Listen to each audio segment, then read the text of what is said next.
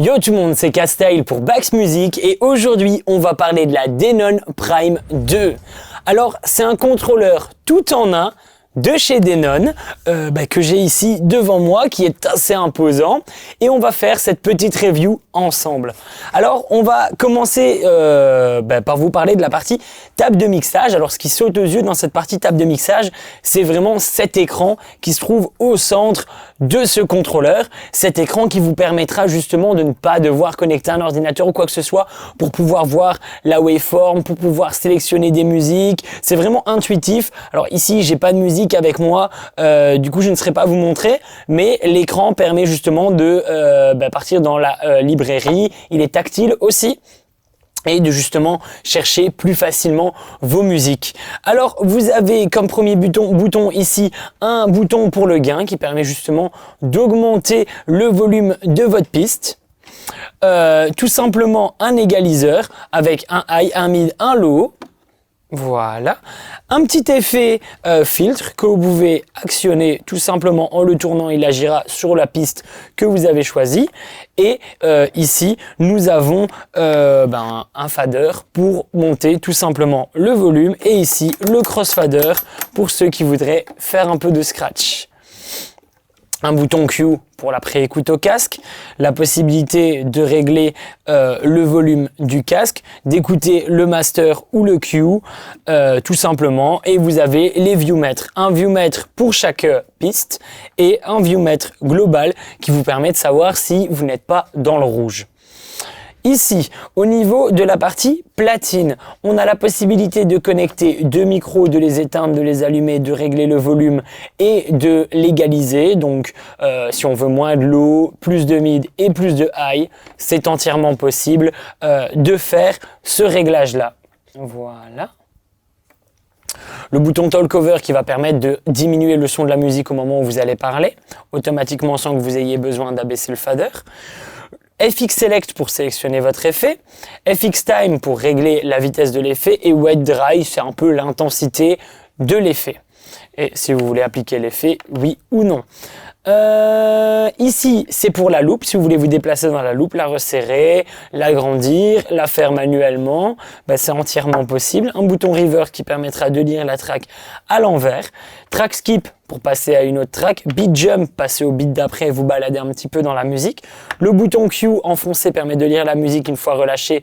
On revient à 0. Le bouton Play lit tout simplement la musique. Le fameux pad qu'on le retrouve chez tous les contrôleurs là pour le moment.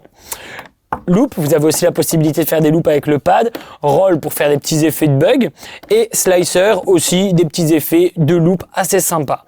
Le pitch que vous avez la possibilité d'accélérer tout simplement en appuyant là ou ralentir en appuyant là, ou si vous êtes de la même école que moi, le ralentir tout simplement avec le pitch ou l'accélérer tout simplement, bloquer la key pour pas avoir une voix de Mickey, synchroniser si maintenant vous voulez synchroniser les deux tracks en même temps sans avoir besoin de tourner le jog. D'ailleurs parlons-en du jog, un écran au milieu, vous avez la possibilité de personnaliser un petit peu tout ça, accélérer, ralentir la musique, il est assez imposant. Le contrôleur a l'air vachement solide, donc je pense que vous pouvez y aller, vous pouvez faire confiance. Le bouton Sleep qui permet justement d'appliquer des effets et que la musique continue d'être lue tout simplement. Ici, on a la possibilité de régler le master, l'auxiliaire, autant pour moi, et le boot, les enceintes de retour. Je ne retrouve plus mes mots. Voilà. Vous avez la possibilité donc de venir vous connecter en USB, avec une carte SD si vous le souhaitez. Au niveau ici, voilà, je vais la retourner. Donc ici, ce qu'on peut voir à l'avant de la platine, c'est que vous avez la possibilité de régler le crossfader. Avec ce bouton-là, vous avez la possibilité de régler la façon dont ils vont agir sur votre son et vous avez l'entrée jack pour votre casque tout simplement. À l'arrière, on a la possibilité de connecter les deux micros en XLR ou en jack, RCA pour l'auxiliaire. Ici, pour le master, donc vous pouvez venir en RCA ou en XLR pour la sortie, et pour les enceintes de retour, c'est du XLR. Possibilité de linker avec d'autres platines Denon, et possibilité de vous connecter tout simplement en USB ou alors avec le câble Ethernet si vous le souhaitez.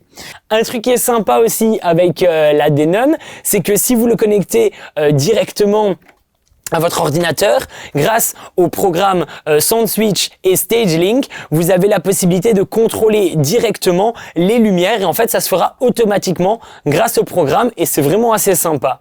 Voilà, je pense que c'est tout pour cette review de ce contrôleur Denon. Si vous avez des questions par rapport à ça, il y a un lien dans la description avec toutes les infos qui vous mènera vers le site Bax Music, et vous avez même la possibilité de vous procurer le contrôleur.